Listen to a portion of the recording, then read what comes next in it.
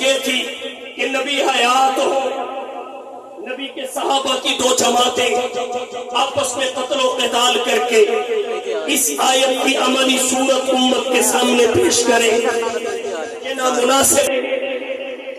یہی وجہ ہے ایک عرصہ تک منافقین کو بھی نہیں ٹچ کیا۔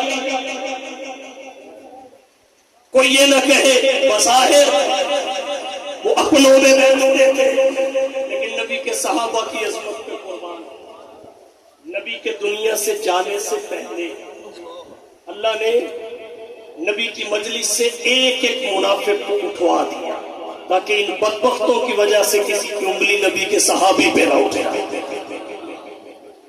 اے فلاں بن فلاں نکل جا فإنک منافق، وہ منافق ہے۔ اس وقت تک نبی کی رحلت نہیں ہوئی جب تک منافقین کو مجلس نبوت سے الگ نہیں کر دیا گیا، تنہا نہیں کر دیا گیا، تاکہ ان کی وجہ سے کسی کی انگلی صحابہ پہ نہ اٹھے، ان کے اعمال ان کے کھاتے میں نہ ڈالے جائیں، الگ الگ کر دیا۔ یہ ہے صحابہ کی عظمت، یہ ہے صحابہ کی شان۔ تو ایک عملی صورت عقلاً یہ ممکن تھی، نبی کے صحابہ کی دو جماعتیں نبی کی زندگی میں آپس میں قتال کرتی، مناسب نہیں تھی، ایک طرف کر دی گئی۔ دوسری صورت یہ تھی کہ نبی کا زمانہ حیات نہ ہو، ختم ہو گیا، نبی دنیا سے چلے گئے، صحابہ بھی دنیا سے چلے گئے، عام مومنوں کی دو جماعتیں آپس میں قتل و قتال کر کے اس آیت کی عملی صورت امت کو پیش کرتی، یہ بھی نامناسب تھی۔ کیوں؟ اس لیے کہ بعد والوں کی لڑائی انا کے لیے زیادہ، اللہ کی رضا کے لیے کم۔ نمبر 2، صحابہ میں پہلے لڑائی کا کوئی واقعہ پیش نہ آنے کی، ان بات کے مومنوں کی دو جماعتوں کے سامنے لڑائی جھگڑے کے مسائل واضح نہ ہوتے تو یہ لڑائی کا انجام کیا؟ نمبر 3، کفار تانا دیتے، اسلام حالت امن میں تو اپنے ماننے والوں کی رہنمائی کرتا ہے مگر حالت جنگ میں رہنمائی نہیں کرتا۔ یہ صورت بھی رہ گئی۔ اب پیچھے ایک صورت بچی کہ نبی دنیا میں موجود تو نہ ہو لیکن دونوں جماعتیں نبی کے شاگردوں کی ہی ہوں، نبی کے تربیت یافتگان کی ہو، جن کی اقتدا کر کے ہدایت پانے کی سند نبی نے خود فراہم کی ہو۔ اصحابی کالنجوم فبأیہم اقتدیتم اہتدیتم، جو اپنے اپنے اجتہاد پہ قائم رہتے اس کے تقاضے بھی پورے کریں اور امت کے لیے لڑائی جھگڑے کے معاملات میں مسائل کی وضاحت بھی ہو جائے۔ یہ صورت مناسب تھی۔ حضرت علی اور حضرت معاویہ کے طرفداروں نے اختلاف اجتہاد کی بنا پر آپس میں لڑائی کر کے ان طائفتان من المومنین اقتتلوا پہ عمل کر کے دکھایا۔ حضرت حسن و حسین نے حضرت معاویہ کے ہاتھ پہ بیعت کر کے صلح کر کے فَأَصْلِحُوا بَيْنَهُمَا پہ عمل کر کے محرک قرآن ہے۔ حضرت حسن کے اس عمل پہ تنقید نہیں ہو سکتی۔ دوسرا محرک نبی کا فرمان ہے، دوسرا محرک جناب نبی کریم صلی اللہ علیہ وسلم کی پیشین گوئی ہے۔ فرمایا ان ابنی ھذا سید، یہ میرا سردار بیٹا ہے جس کو حسن کہتے ہیں۔ لعل اللہ اور اس کے رسول کے کلام میں آئے یقین لعل اللہ ان یصلح به بین فئتین عظیمتین من المسلمین، یقینا اللہ اس کے ذریعے مسلمانوں کی دو عظیم جماعتوں میں صلح کروائیں گے، دو عظیم جماعتوں میں۔ توجہ سے بات سمجھ، ہمارا دعویٰ یہ ہے کہ وہ دو عظیم جماعتیں حضرت علی اور حضرت معاویہ کے طرفداروں کی ہیں، ہمارا دعویٰ یہ ہے۔ اور اس دعوے کی دلیل یہ ہے کہ حضرت حسن نے انہی دو میں صلح کروائی ہے، اگر ان کے علاوہ کسی دو جماعتوں میں صلح کروائی ہے تو تم دکھا دو۔ جب صلح ہی دو جماعتوں میں کروائی تو یہ مسلمانوں کی بھی یہ عظیم بھی ہے. اور پھر کہتے ہیں لڑائی کیوں ہوئی؟ بھائی لڑائی تو ہونی ہی تھی، لڑائی ہونی تھی تو صلح ہونا تھی. لڑائی تو موقوف علیہ کا درجہ رکھتی ہے صلح کی، لڑائی ہوتی تو صلح.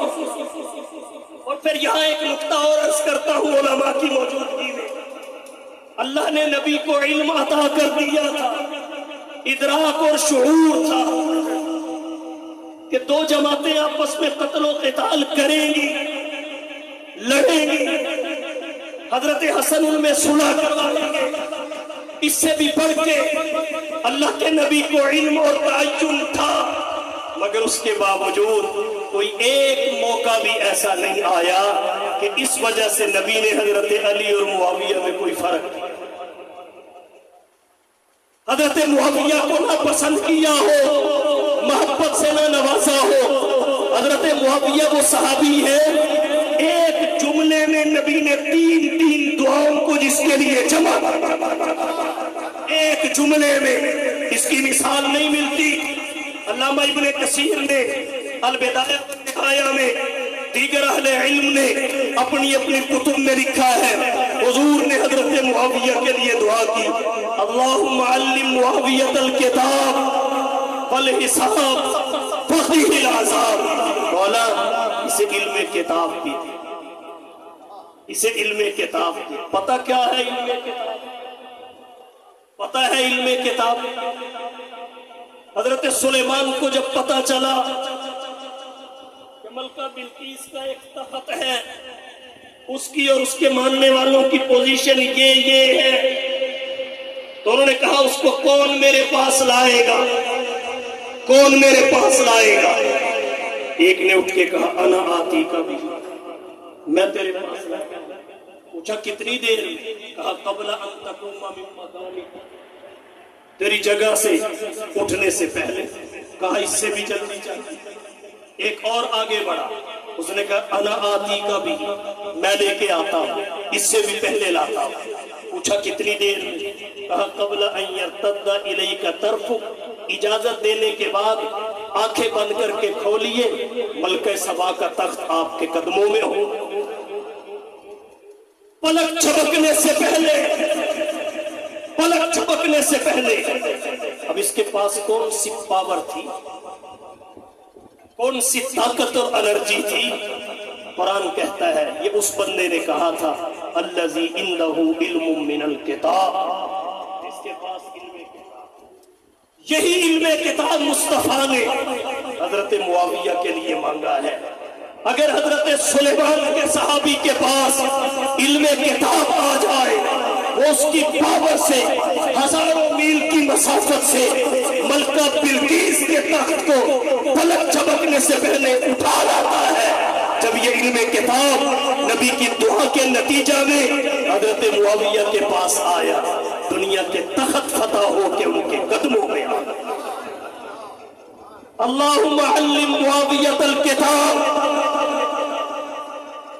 پھر فرمایا والحساب، علم حساب بھی عطا فرما. یہ خلافت کی نشاندہی ہے. حکمرانوں کو ضرورت ہوتی ہے. دوسری جگہ اس کی وضاحت بھی ہے وَمَكِّن لَهُ فِي الْبِلَادِ. تیسری دعا وَبَقِهِ الْعَذَابِ. اگر کبھی بشری تقاضوں کی بنا کوئی خطا ہو جائے تو وقیہ العذاب، مولا میرے صحابی کو عذاب نہ دینا. اب ایک علمی نقطہ عرض کرتا ہوں. حدیث ایک ہے، باتیں تین ہیں، دعائیں تین ہیں. علم کتاب حضرت معاویہ کو ملا کہ نہیں ملا؟ علم حساب بھی ملا کہ نہیں ملا؟ جب ایک حدیث کی دو شکیں قبول ہو گئی تو تیسری کیوں نہیں ہوئی؟ جب دو قبول ہو گئی تو تیسری کیوں نہیں؟ عرض میں نے یہ کیا، یہی دو جماعتیں ہیں جن کو مصطفیٰ عظیم بھی کہہ رہے ہیں، من المسلمین بھی کہہ رہے ہیں، کیونکہ اور کوئی دو جماعتیں ہیں ہی نہیں جن میں حضرت حسن نے صلح کرائی. یہ دوسرا محرک ہے، یہ دوسرا محرک ہے. نبی کی پیشین گوئی کی صداقت صلح کروانی تھی، کیونکہ نبی مصلح قرار دے گئے۔ تیسرا محرک کیا ہے اس لڑائی کا اور صلح؟ علامات قیامت میں شمار ہونا۔ بخاری شریف 509 صفحہ پر حضرت ابو ہریرہ سے روایت ہے۔ حضرت ابو ہریرہ کہتے ہیں حضور نے فرمایا لا تقوم الساعة حتی تقتتل فئتان، اس وقت تک قیامت برپا نہیں ہو حتی تقتتل فئتان، یہاں تک کہ دو جماعتیں آپس میں قتل و قتال، ودعواہما واحد، تیرا حال ہے کہ ان کا دعویٰ بھی ایک ہو، دعواہما واحدۃ، ان کا دعویٰ بھی ایک ہو۔ اب یہاں بھی میرا دعویٰ یہ ہے کہ وہ دو جماعتیں یہی حضرت علی اور حضرت معاویہ اور ان کے طرفداروں کی جماعتیں ہیں۔ اگر آپ دلیل طلب کریں اٹھائیے شرح نہج البلاغہ جلد ثالث 125 صفحہ پر حضرت علی رضی اللہ تعالی عنہ کا ایک خط ہے، اس کی الفاظ کیا ہے؟ من کتاب اللہ علیہ السلام یقص فیہ ما جرى بینہ وبین اہل صفین، حضرت علی کا خط ہے کہ انہوں نے اس میں اپنے اور شامیوں کے درمیان جو صفین میں ہوا اس کو بیان کیا۔ فرمایا کان بدو امرینا ان التقینا والقوم من اہل الشام، معاملہ اس طرح شروع ہوا کہ ہماری اور شامیوں کی آپس میں لڑائی ہوئی، مد بھیڑ ہوئی۔ حقیقت کیا ہے؟ والظاہر ان ربنا واحد، حقیقت یہ ہے ہمارا رب ایک ہے، ونبینا واحد، ہمارا نبی بھی ایک ہے، ودعوتنا فی الاسلام واحدۃ، ہماری اسلام میں دعوت بھی ایک ہے، لا نستزیدہم فی الایمان باللہ والتصدیق برسولی ولا یستزیدوننا، نہ ایمان باللہ اور تصدیق بالرسول میں وہ ہم سے آگے نہ ہم ان سے آگے۔ الامر واحد، معاملہ ایک ہے، الا ما اختلفنا فیہ من دم عثمان، مگر خون عثمان کے معاملہ میں ہمارا اختلاف ہوا ہے اور ہم میں ملوث کوئی بھی نہیں ہے، وَنَحْنُ مِنْهُ بُرَاءٌ، ہم سب سے بری ہیں، وَنَحْنُ مِنْهُ بُرَاءٌ۔ تو حضرت علی کہتے ہیں وَالظَّاهِرُ أَنَّ رَبَّنَا وَاحِدٌ وَنَبِيَّنَا وَاحِدٌ وَدَعْوَتَنَا فِي الْإِسْلَامِ وَاحِدَةٌ لَا نَسْتَزِيدُهُمْ فِي الْإِيمَانِ بِاللَّهِ وَالتَّصْدِيقِ بِرَسُولِهِ وَلَا يَسْتَزِيدُونَنَا، الْأَمْرُ وَاحِدٌ۔ حضرت علی کہتے ہیں ہمارا اور حضرت معاویہ اور ان کے طرفداروں کا ایک دعویٰ ہے، اور نبی نے کیا کہا؟ لا تقوم الساعة حتی تقتتل فئتان ودعواہما واحدۃ، تب تک قیامت برپا نہیں ہوگی جب تک ایسی دو جماعتیں جن کا دعویٰ ایک ہو، نظریہ ایک ہو، اجتہاد میں اختلاف کا ہو جانا کوئی بڑی بات نہیں، وہ آپس میں قتل و قتال نہ کریں۔ تو یہ تیسرا محرک ہے۔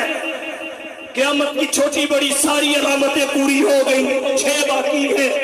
نزول عیسیٰ، ظہور مہدی، خروج دجال، یاجوج ماجوج، دابت الارض، سورج کا مشرق کے بجائے مغرب سے طلوع، جیسے ان 6 میں پورا ہونا ہے، پوری ہو کے رہے گی، ایسے ہی ان دو جماعتوں نے لڑائی کے بعد صلح کرنی ہے، اس میں ہو کے رہنا۔ یہ تیسرا محرک۔ چوتھا محرک کیا ہے؟ آج ابن اسیر میں لکھا ہے، شاہ ولی اللہ صاحب محدث دہلوی نے ازالت الخفاء عن خلافت الخلفاء میں لکھا ہے، حضرت علی نے اپنی زندگی کے آخری ایام حضرت حسن کو وصیت، حضرت حسن کو وصیت، حضرت علی کیا کہتے ہیں؟ بیٹا حسن، میرے بعد اتفاق و اتحاد کی بات کرنا، میرے بعد اتفاق و اتحاد کی بات کرنا، اختلاف اور انتشار کی بات نہ کرنا جس میں امت میں تشدد اور افتراق ہے، اس لیے کہ اللہ نے فرمایا واعتصموا بحبل اللہ جمیعا ولا تفرقوا۔ آگے حضرت علی حضرت حسن کو کیا کہتے ہیں؟ بیٹا میرے دنیا سے چلے جانے کے بعد فوراً حضرت معاویہ سے صلح کر لینا، فوراً حضرت معاویہ سے صلح کر لینا اور ان کے خلیفۃ المسلمین ہونے سے کراہت نہ کرنا. خدا کی قسم اگر تم نے معاویہ کو بھی کھو دیا تو اس کے نتائج تلخ ترین ہوں. جب علی کی وصیت ہو رضی اللہ تعالی عنہ تو علی کا خون باپ کی حکم عدولی کیسے کر سکتا ہے؟ تیرا تو پتہ نہیں علی سے رشتہ ہے کہ نہیں ہے، ان کا تو ہر طرح کا رشتہ تھا، ان کا تو ہر طرح کا رشتہ تھا. یہ محرکات. اور پھر ایک اور ذکر کر دیتا ہوں، توجہ. شاہ عبد العزیز صاحب محدث دہلوی رحمہ اللہ نے تحفہ اثنا عشریہ میں حضور صلی اللہ علیہ وسلم نے فرمایا میرے بعد خلافت 30 سال. یہ ایک علمی بحث ہے، اس کی تفصیل میں نہیں جاتا. 30 سال ہو. اتنی بات کہتا ہوں، اہل سنت والجماعت کے نزدیک خلفائے راشدین اصطلاحی طور پہ 4 ہیں. حضرت حسن بن علی رضی اللہ تعالی عنہ خلیفہ راشد نہیں، اصطلاحی طور پہ، لغوی طور پہ عمر بن عبد العزیز کو بھی آپ، اصطلاحی طور پہ نہیں. البتہ ان کی خلافت کے 6 مہینے دور خلافت راشدہ میں شامل ہے، دور خلافت راشدہ میں شامل ہے. اور پھر ایک بات یہاں اور عرض کر دوں، وہ یہ حضرت حسن خود خلیفہ راشد کیوں نہیں؟ اس کی وجہ یہ ہے خلیفہ